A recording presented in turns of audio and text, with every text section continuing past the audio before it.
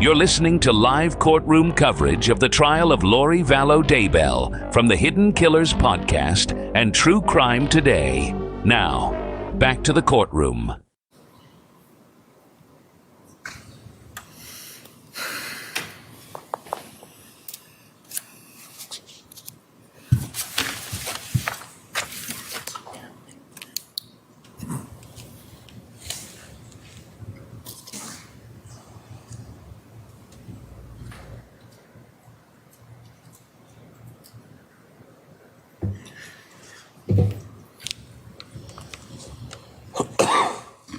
As you can see, your point of view has changed a little bit, but the room has remained the same.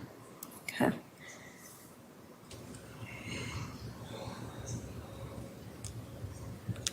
And that's all using the same initial placement of that tripod, but just moving the camera height up higher or lower? Correct. The tripod has the ability to elevate to the platform that the camera is actually on. All right, thank you. Your Honor, could I have the witness go back to the... Yes. Thank you. I'm going to turn this for now.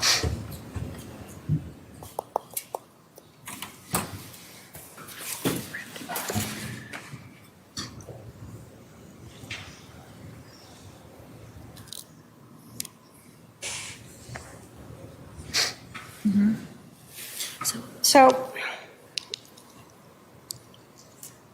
although that documents what the scene looked like that we saw prior to the marking of evidence, as a scene agent, do you still utilize photographs?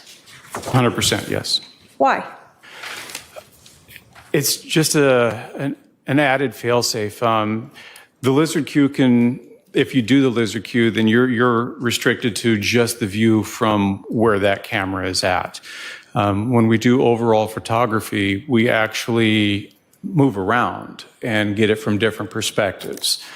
This is just another tool in the ability to show what the scene looked like. Oh my gosh.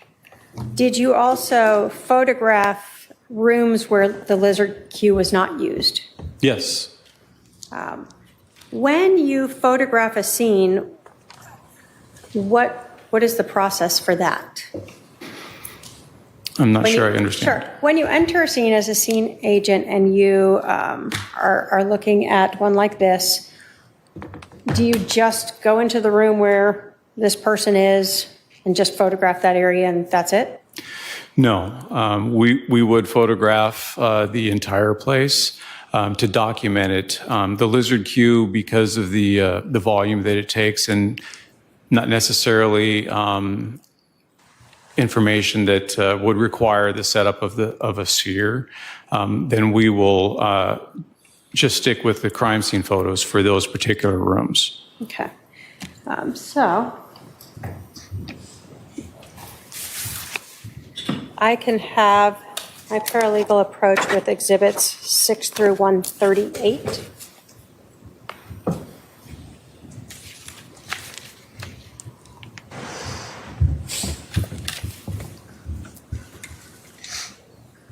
If you can look at those and let me know if you recognize what those or photographs are.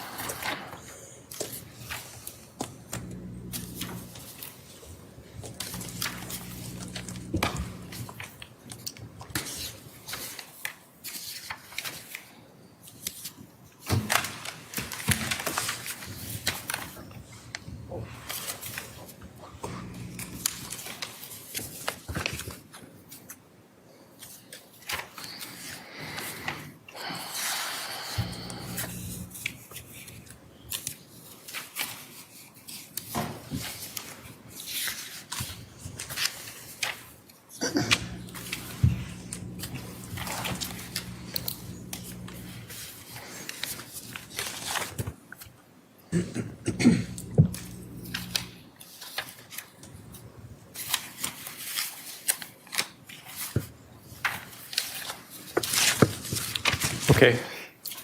Do you recognize all those photos? Yes, I do. Do they accurately depict 5531 South Four Peaks Place, both before and during and after processing it? Yes, through various stages of the investigation. Your Honor, if I can have those shown to the defendant. Yeah.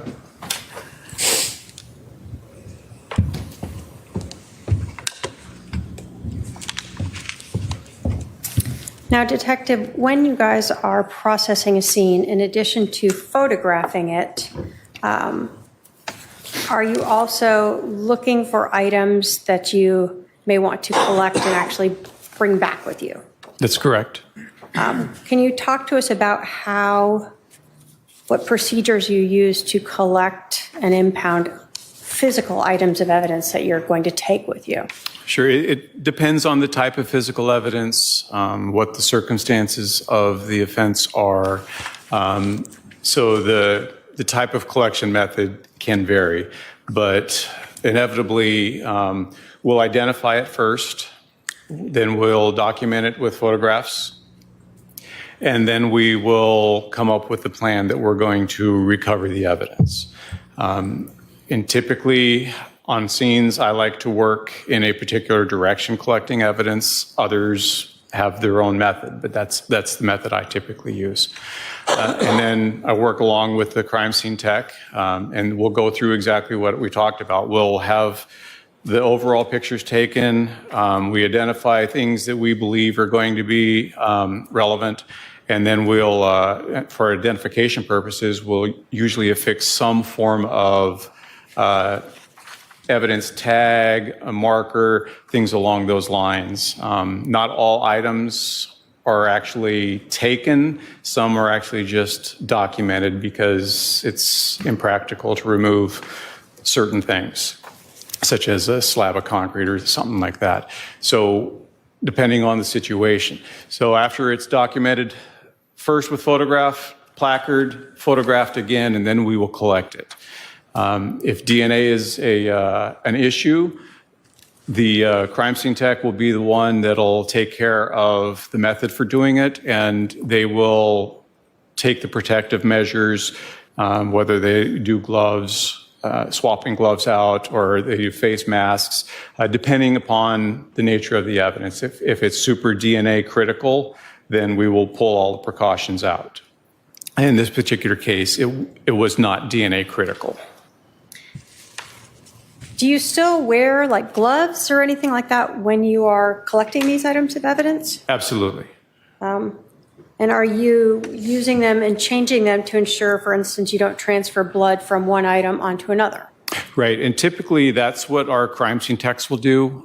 We will direct the method or the order we're going to collect, and then we'll go through that. And they'll be the ones that'll photograph. They'll change the gloves, place it in the envelope. Typically it's a paper envelope.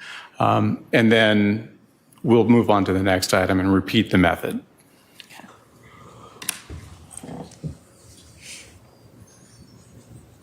So in this case, I'll put 5 back up if I can have the Elmo. Thank you.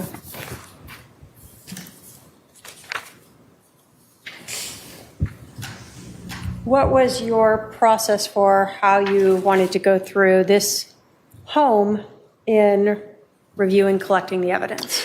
So for this particular method, I chose to work from the north towards the south, collecting as we went. Item 1 being the hat, which is at the north end of the room. And then it was kind of a toss-up between 2 and 3, so I just decided to go ahead and go for 2, and then we would work our way down from there. Okay. And so we see in this diagram, north is up this direction. It's to the left of the image, yes. And so in the photographs that you're taking of these individual items, do you see those placards or something that shows a 1? Yes.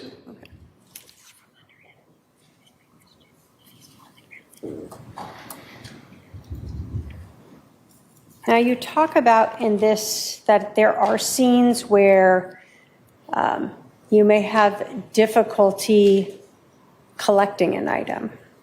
In this scene, did you actually cut out some pieces of evidence to bring back with you? Yes, and that's why you'll see numbers higher than what was originally in the room associated to those items. Okay. When you are processing a scene, do you always know what may be relevant or not relevant? Not always immediately. Is that one of the reasons why the entire residence is photographed instead of just what appears to be relevant here in that one room? Correct. So that later, if anyone wants to look at another room, that's been documented adequately. Right. When you're going through a house, even though you walk in and you see Charles Vallow on the ground there, are you still checking all of the rooms to see if there could potentially be something of evidence there? Well, certainly. I'm no stranger to not having all of the information initially when I show up. So I will go through and I'll look at the residence to see if there's anything that actually stands out immediately. And maybe I'll be able to ask a few questions of whoever's doing the interviews to see if there's any relevance to it. So are you looking for instance, any bloody items? That would be important. Are you looking for any projectiles or anything else that might be not in this room?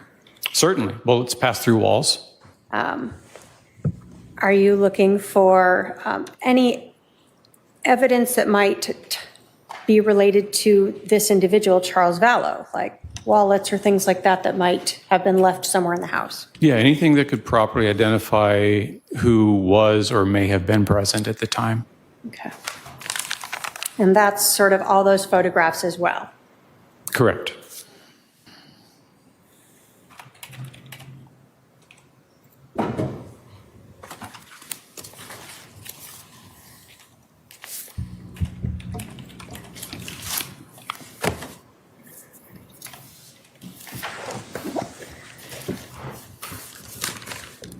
When you photograph a scene, do you start at the outside of the home? Yes, we will typically start at the outside and work our way in and carefully avoid the items of evidence that have been readily made identifiable. So Exhibit 6 here, what are we seeing here? So this would be the front of the residence. It faces west. And we're looking at the main entrance that's just off to the right of the closed single garage door, and that door is open. Your Honor, we're going to have to object. We haven't agreed to admit any of these pictures that are being posted. I'm sorry, I did show them. The state will move to admit Exhibits, 6 through 38, or 138. Any objection? To some of them, I mean, they're very similar, and I don't think that they all need to be put on there. So your objection is that some of them are cumulative? Yes. Yes, Your Right. Honor. Let me see them. What numbers? Yeah, which number, sorry? 6 through what? 138. Do you have specific ones that you believe are cumulative? Yeah, I'd have to go back through to get them specifically. I have some. Well, let me browse them. All right. While I've reviewed exhibits 6 through 138, while many of the exhibits show multiple pictures of the same items, there's no two pictures that are the same. They show different angles, different distances, different perspectives, and in some cases, the item as it was found as opposed to someone picking it up and showing it from a different angle. So they're somewhat cumulative, but the court will admit those exhibits. They may help assist the jury in visualizing the scene and determining where things were at the scene.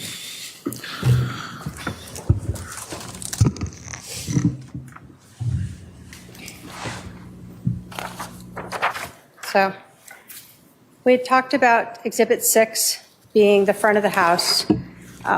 The door that you were talking about there, is that the door we saw in the lizard queue that was in that front room?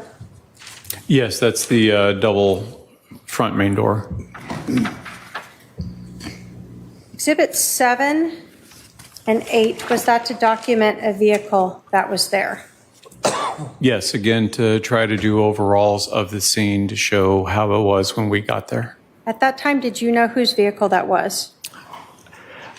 I did not have the opportunity, nor did I run the license plate of it, but it was documented, and I believe later on it was learned. Okay, thank you. But not something you were responsible for? Correct. When we get to Exhibit 9 and then 10, is this sort of coming up to, and I'm going to pull this back a little. Yes, that's approaching closer to the door. 11, which way are we looking as we enter the door here on 11? So you would be looking to the northeast, northeast. And you had talked about in a diagram a hat. Is that sort of what we see here? Correct. Okay. Is Exhibit 12 sort of looking the opposite way from that sort of vantage point? Correct. Or south? South, southeast, yeah. And does Exhibit 13 show us what the front entryway looks like? Correct. So this image would have been taken from the northeast corner of the main room there. We can see in this then the hat with the placard of 1. Correct. So when we are looking at your diagram, Exhibit 5, and we see the 1, that's what that's referring to. Correct. Exhibit 14, can you tell us our perspective of what we're looking at here? So you're standing in roughly the northwest corner of the room, just down from the entryway, and you're looking south. So we start to see some of those white cards there. Is this before you have added in the yellow placards? Correct. This would have been part of the overall photographic effort. So when we're looking at this house, and I'm going to put up Exhibit 15, can you describe for us this wall here, sort of can you go all the way around that? So that wall with the mirror itself is blocking where the kitchen is. There's an entrance to the kitchen to the right of that wall. And again, you could get to the kitchen through the left opening as well, but I think there's also like a family room by that area. Okay. But it's open. One could walk through either of these ways and come around back out the opposite door? Yes. Okay. So Exhibit 16, we see Charles as he lay when fire has left him at this point. Correct. So the items we see on him, we've heard of them cutting his shirt and things like that. This is you documenting how he was when you started to come into the scene. Correct. After fire's already treated him and determined he was deceased. Yes. Over here, we start to see an area. What is right over there? So just past that most southern index card is a hallway that extends to a bathroom and I believe at least 2 bedrooms. Looking sort of to the north, what is this hallway here? So now we're just looking north past the entryway. You can see the hat in the right part of the image there, and that would lead up to the master bedroom garage. Okay.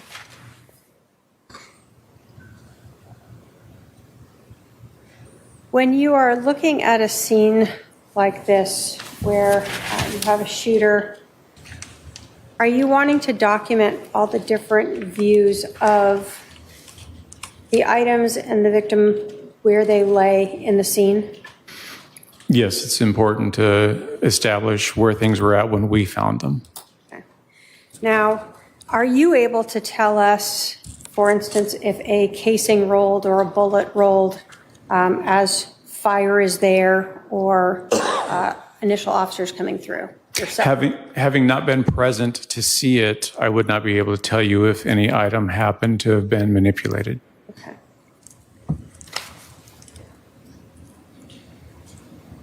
Does 19 show us part of that hallway that we're talking about to the bedrooms? Yes, it does. And then right next to it, would that be the sort of doorway into the kitchen? Correct. Past this mirror on the left would be where the wall rounds a little bit and leads to the kitchen.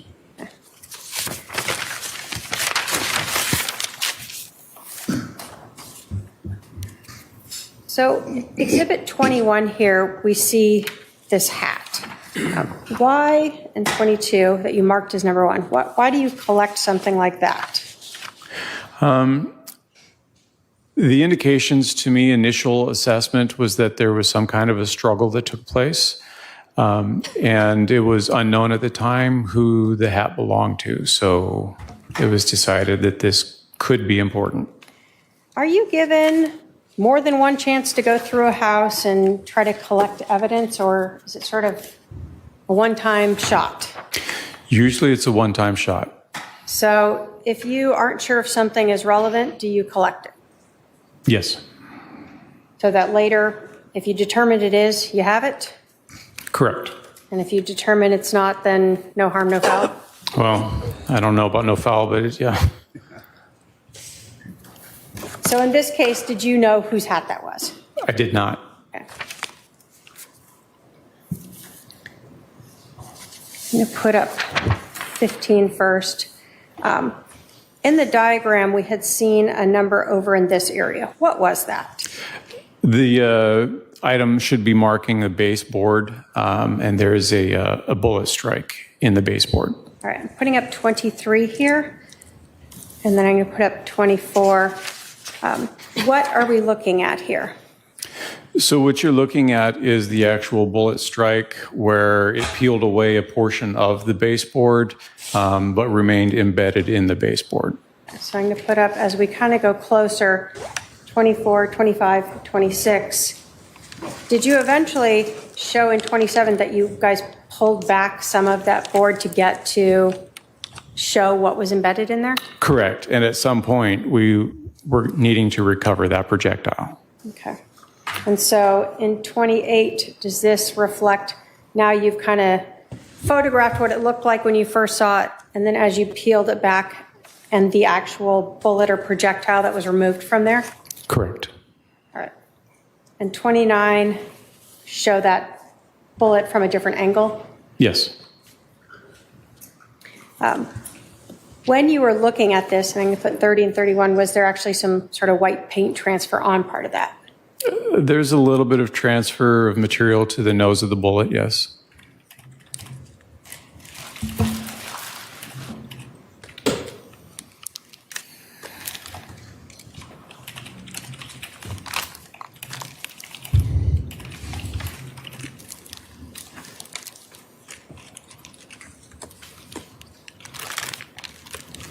If I can have my paralegal approach with 243 and 245, or sorry, 243 and 235. Detective, do you recognize what those are? Yes, I do. What are those? This would be the section of baseboard that we removed from the wall, as well as the projectile that we had removed from the baseboard. All right, I'm going to put up 34 here. Does that show sort of after you pulled out that section of that baseboard? Yes, after it was cut out. Okay. And then it's the projectile that you recovered in there? From that location, the other exhibit? The other exhibit is the projectile that was recovered from there, yes. State will move to admit 243 and 235. Any objection?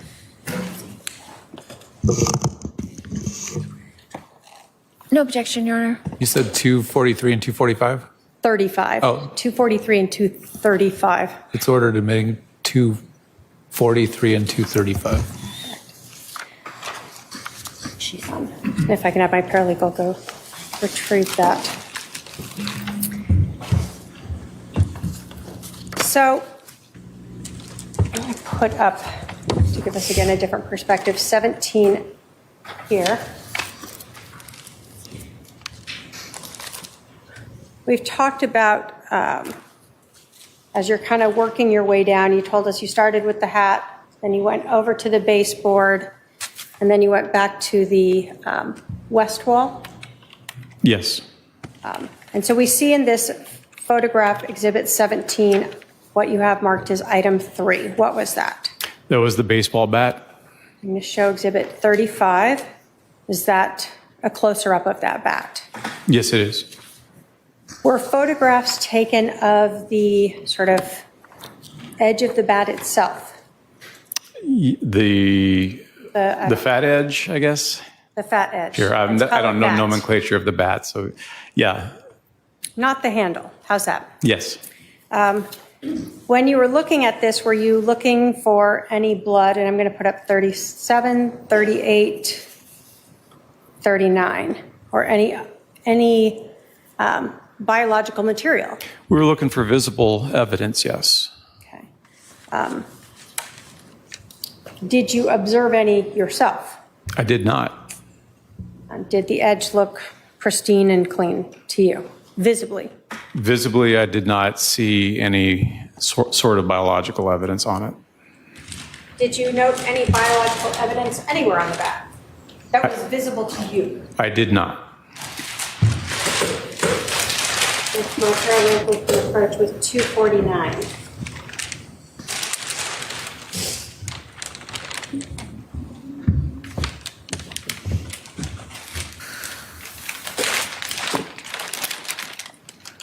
Do you recognize what 249 is? Yes, I do. And is that the bat that we have seen in these photos marked as item number 2 that we see here in Exhibit 35? Yes. State will move to admit 249, Your Honor. Any objection? 248 and 249 are admitted.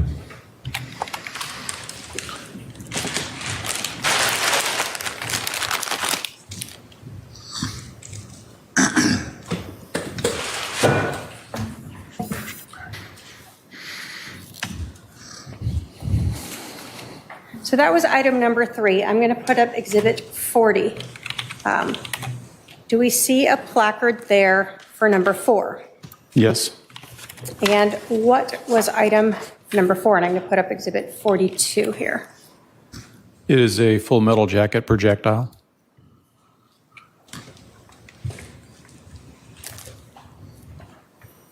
And in 43, does that show a different angle of that projectile? Yes. So this projectile was recovered to the east, maybe northeast of Charles Vallow? Yes. And was there any visible damage to this projectile? There was some deformation to the projectile. If I can have my paralegal approach with 239.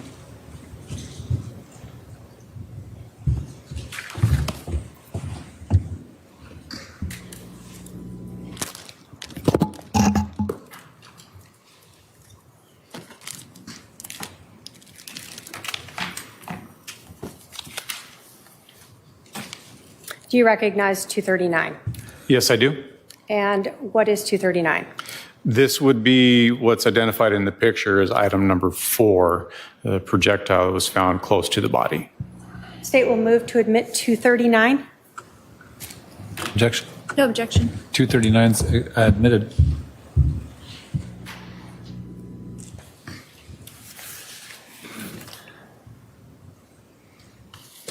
When you are photographing the scene, are you, again, we know this is after fire has been there. Yes. Were you present when fire was there? I believe their engine was still there when I arrived on scene, but they were not inside. So were you present when they were working on Mr. Vallow in the home? No, So do you know whether or not they had moved this projectile at all? I do not. When you were looking at Mr. Vallow himself, I'm going to put up 41, did you notice something on his left hand? On the left hand, yes. What did you notice on his left hand? Substance consistent with apparent blood. When you were looking at Mr. Vallow, did you note any other blood on his left arm? I did not see any. And when you are looking at Mr. Vallow, are you looking at the rest of his body to see if you noted any blood on his right arm? Correct. I did not see any on the right arm. I did not manipulate the body until the medical examiner showed up. So visibly, as he laid there in that supine position on the back with his arms out, what you were able to see,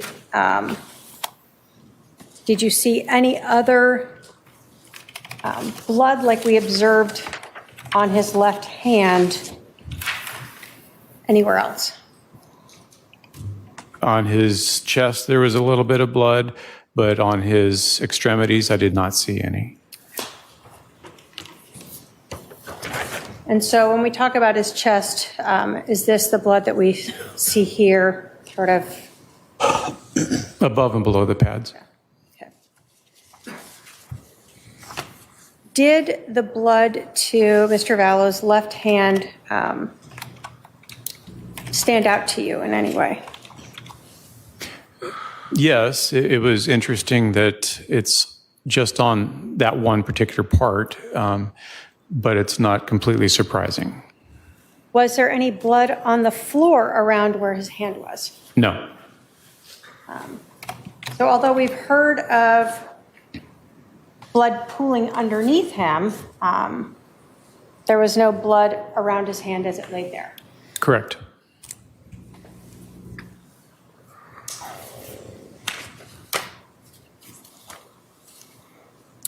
So going back again to Exhibit 17, we've now talked about 1, 2, 3, and 4, correct?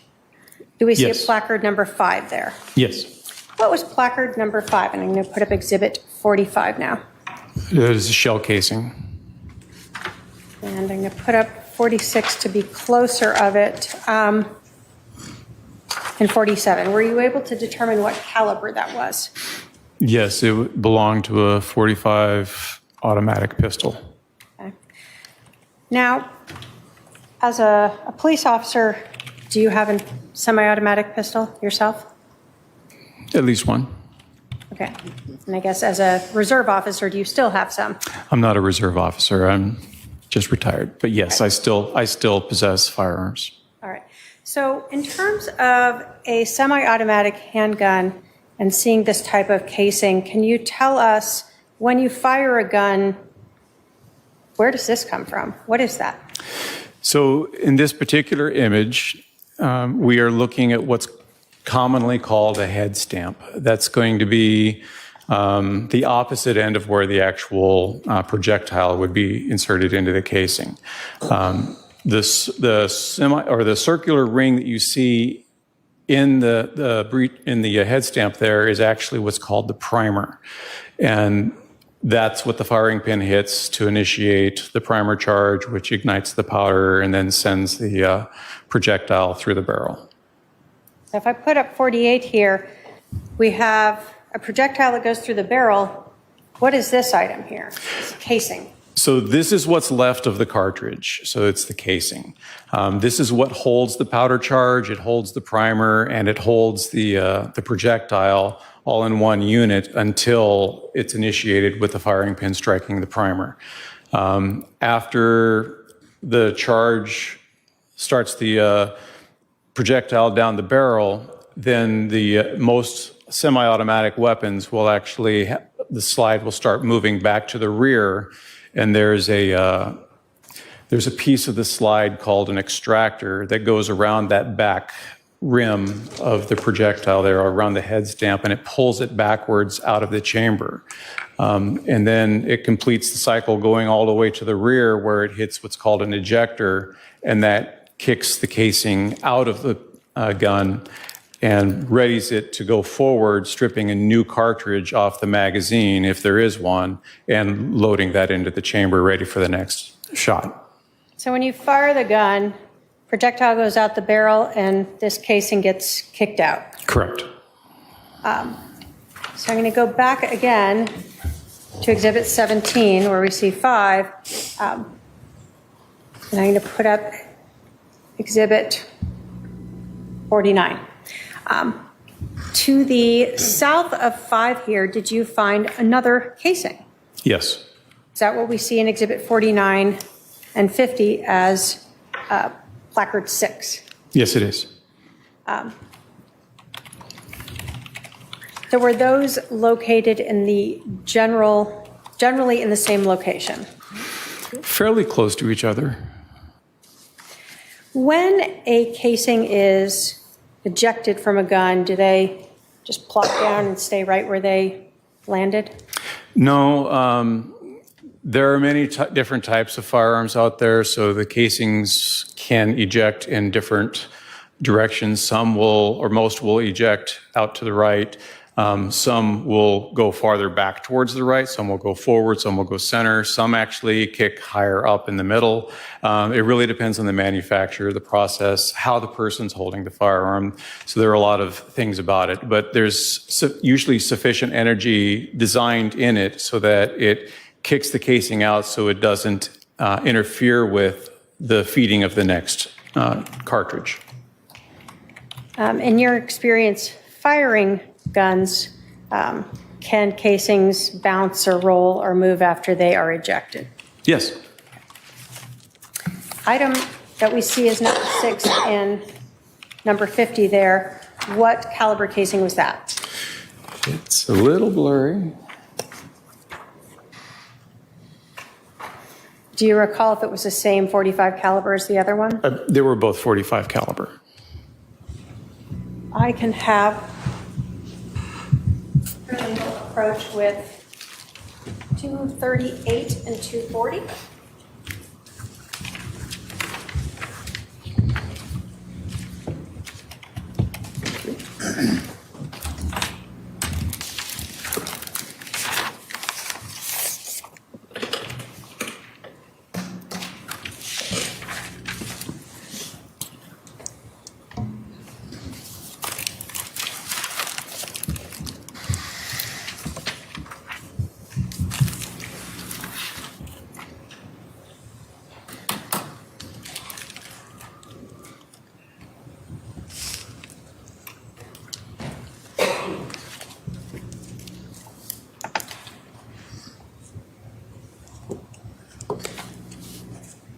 Do you recognize 238 and 240? Yes. What are those? These are the casings recovered from the main room where the body was. What we saw as 5 and 6 in the exhibits? That's correct. It will move to admit 238 and 240. Any objection to 248 and 240? No objection. 248 and 240 are admitted. 238 and 240. Oh, I'm sorry. 238 and 240? Okay, they're admitted.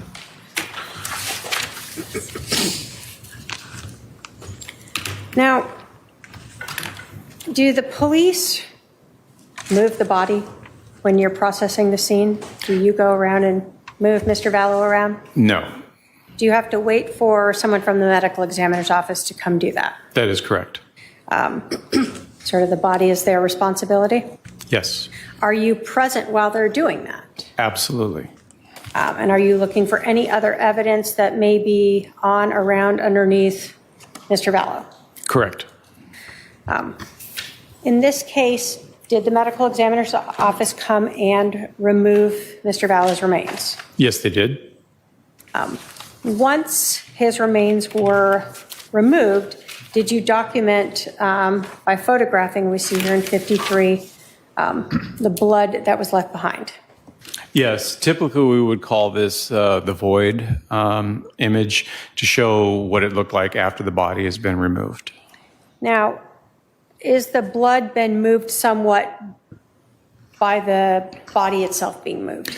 Correct. Part of the process is the medical examiner's investigator will manipulate the body by rolling it from one side or the other to get a good look at the side that's not visible with how it was laying. And then they'll work on manipulating the body into the bag for transport. So looking at the void or the blood pool that we see here, has it been altered somewhat from what we saw or observed while Mr. Vallow's body was there due to the movement of his remains? That would be safe to say, yes. Okay. Did you and other officers clean up that blood pool? Yes. And in doing so, did you observe anything on the floor? Yes. Underneath, well, once the blood was cleared off, we could actually see a defect in the wooden floor that was consistent with the projectile strike. All right, I've put up Exhibit 56. There's a placard number 13 there. Is that far away so we can see the location of where that is in perspective to the room? Yes. Having seen Mr. Vallow's remains in the room and then having them removed, were you able to determine approximately where this defect that we see marked as 13 was located in relation to Mr. Vallow's body? Yes, it would have been consistent with being under his left shoulder. Okay. Did you take closer up photos of that defect? Yes. I'm going to put up 59 that shows that placard. Is this what you were talking about? That is correct. How did you, well, let me ask you this. Did you look at the rest of the floor to see if there were anything else that looked like that? Yes, that was a consideration, so we did look at the rest of the floor. So you went through that whole room to see if you found any similar type of defects on it? Correct. Did you? No. So this was the only one that looked like that? Yes. And I'm going to put up 58. So we see other defects in the ground. What made this different? The size of it, the directionality, the fact that it was directly underneath the shoulder where we observed an exit wound, and the fact that there was a projectile found on the floor in proximity to this defect. Was it, let me ask you this. As a person who has processed crime scenes, fired guns themselves, did it appear to you consistent with a bullet strike? Yes, it did. And what were you basing that on? The way the indentation is and how it tapers up, coming away from the body in the same direction that the projectile was located. Did you and other detectives remove that piece of wood? Yes, with great pain, yes. All right, putting up Exhibit 60. Is that to show the piece removed, and Exhibit 61 to show the actual piece? Correct.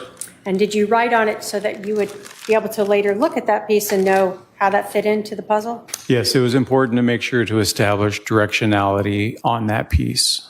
If I can have my paralegal approach with 240. Oh, I'm sorry.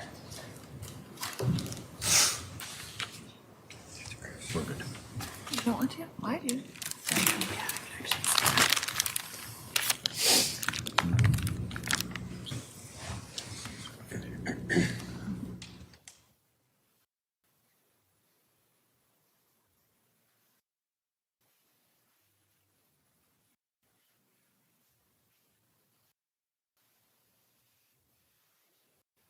I can have my paralegal approach with 244.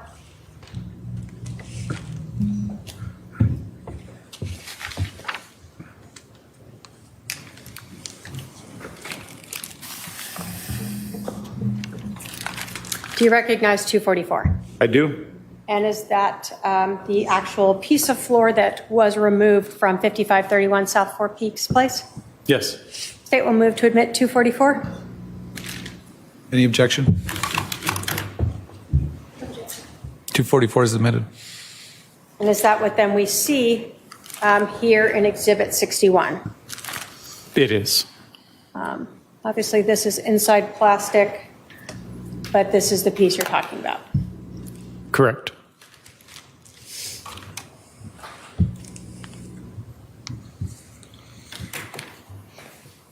I want to talk to you a little bit about the rest of the house, and then eventually I'm going to come back to this. You told us that... Would now be a good time to take our Sure. afternoon recess? Yes. Since we're close to 3, why don't we take our afternoon recess, stretch break, etc. Please remember the admonition. We'll resume in about 15 minutes. All rise for the jury.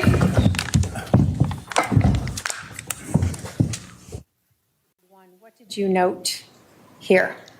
So there was, again, another bag, and more specifically, there was a pistol that was laying on the floor. We start with 72 here. Was that just like a garbage bag with some clothes in it? Yes. So of more relevance to you was what was next to it? Correct. What did you find there? What is this orange thing there? And we see a whole lot of placard numbers. Right. So the placard numbers are obviously identifying particular items that are going to be seized as evidence. That we have the orange bag with what appears to be a gun box inside, and then we have the pistol. And the 3 placards next to the pistol are specific for the pistol itself, the magazine from the pistol, and potentially the chambered round in the pistol. Okay.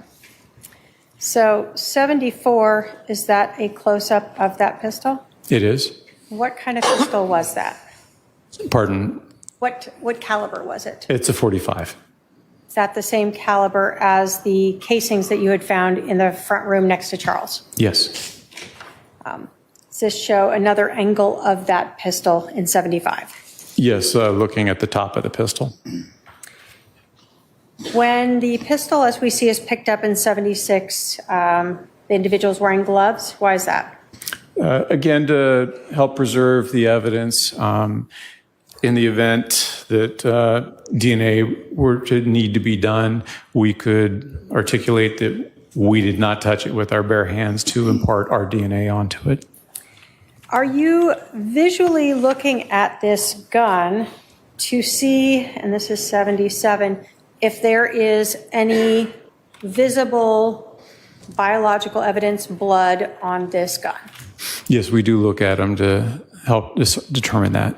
And did you observe any biological evidence, any blood or what appeared to be blood on this handgun? No, ma'am. If you had observed that, would you have noted it and photographed it and documented it? Yes. Now, when you got this gun, was it loaded? Yes. And in 78 and 79, is that photographs of the magazine in the gun? Correct. So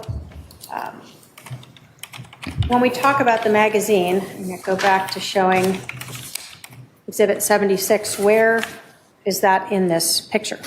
So you can see the base of the magazine at the bottom of the grip, close to what would be the individual's left thumb. There's that black piece of plastic that extends horizontally across the base of the grip. And so that's the magazine that you then took out that we see in 79. Correct. Okay. And why is the magazine removed? Well, we have to make the weapon safe, and that's the first step in making it safe, is to remove any more source of ammunition that could feed into it. Was there a cartridge or a live round in the chamber? Yes. So how do you make that safe then? Well, the only way you can is to manipulate the slide to force the extractor to pull the cartridge out, and the ejector kicks the cartridge out. Okay.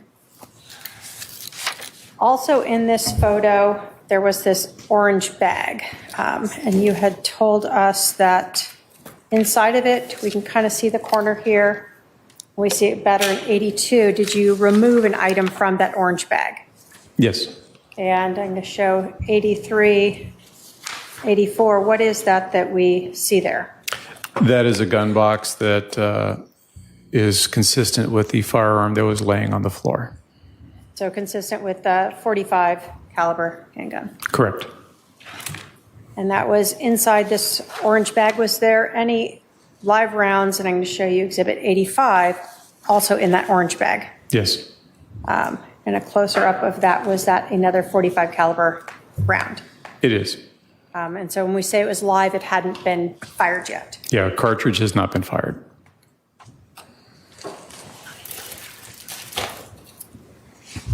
I'm going to start then by having my paralegal can take up exhibits 237 and 246.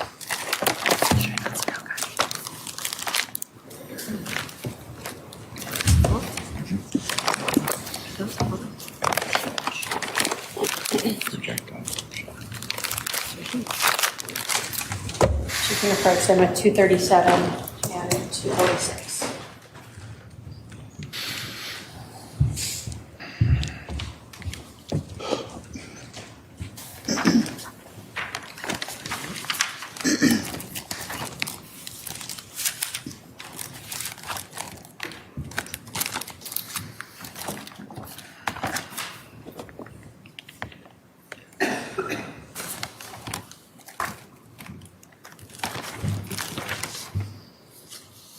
Do you recognize 237 and 246? Yes. And is that the gun and the magazine that we see here in Exhibit 76? It is. The gun that was found in that pink room? Correct. State will move to admit 237 and 246. Any objection? Is Mr. Kuntz saying that he didn't take those, but he recognizes them from being in evidence? Is that correct? I think he testified he recognizes them to be the same items from the scene. No objection. 237 and 246. 237 and 246 are admitted.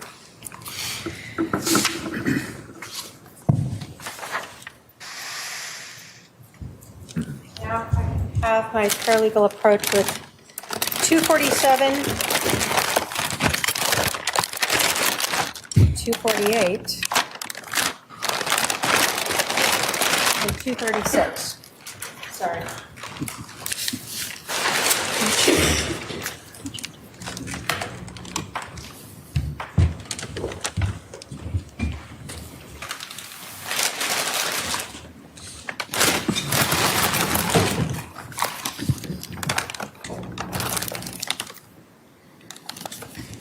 That's what I'm saying. Foundation.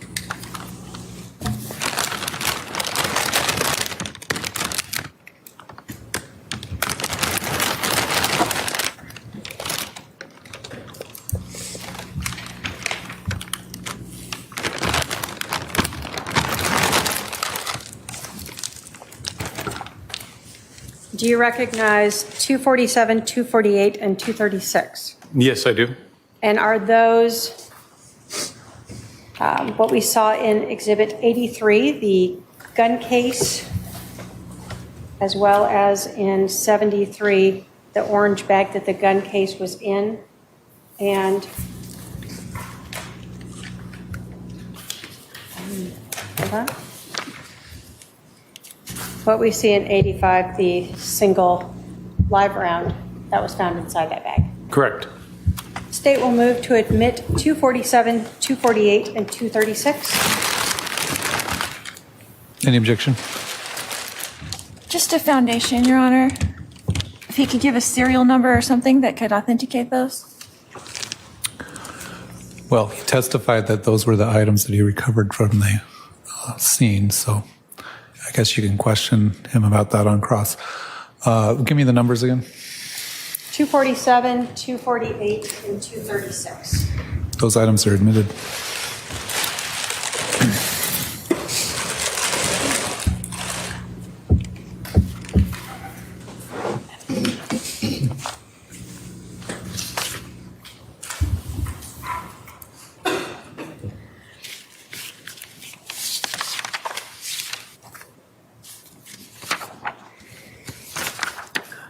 I'm going to show you, as you continued sort of in this hallway, Exhibit 88.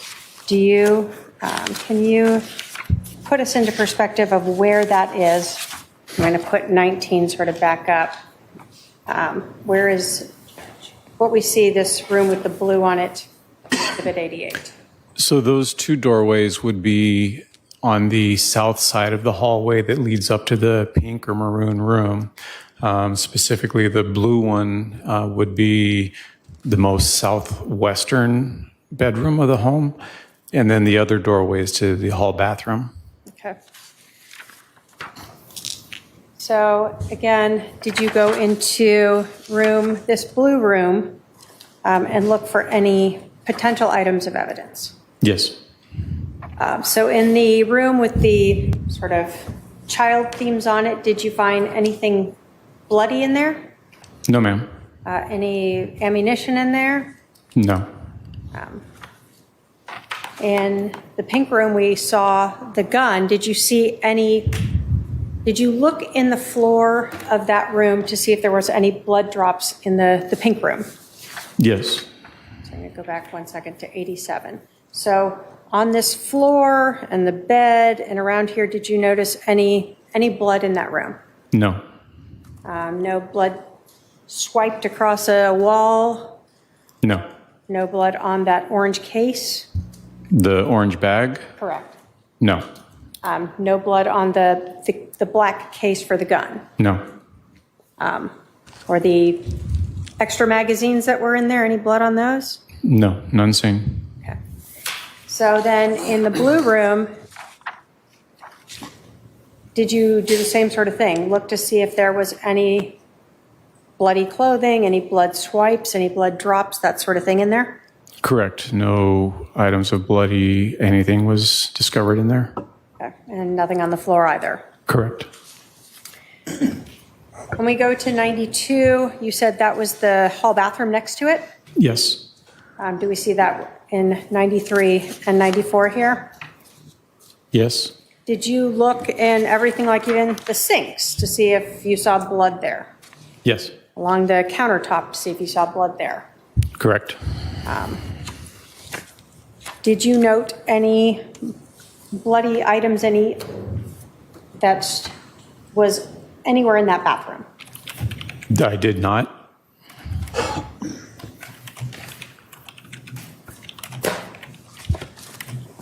When you were right where that hallway to those rooms, did you look on the floor there to see if there were any blood drops or blood trails or swipes of blood on the wall? Yes. Did you observe any there? No.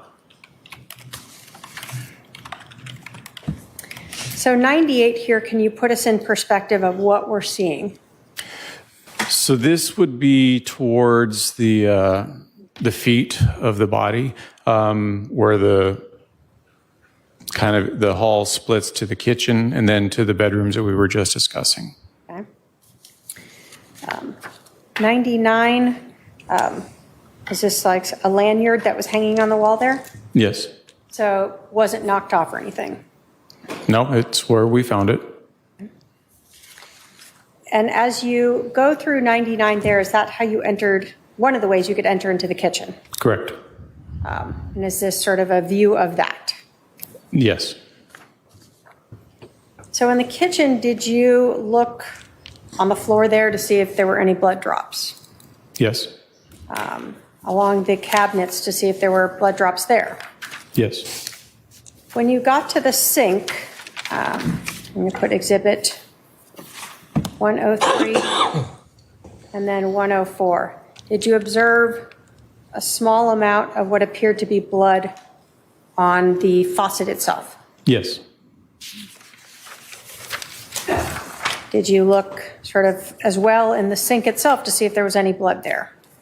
Yes. Did you observe any there? Did not see any visible blood. Now, when you're going through the house and looking to see if you note any bloody items or any other items of evidence, are you looking in things like trash cans? Yes. So was this a trash can in the kitchen, for instance? Yes. And did you note any bloody rags or towels or anything thrown in there? No, ma'am. You said that there was also sort of a living area in there. Correct.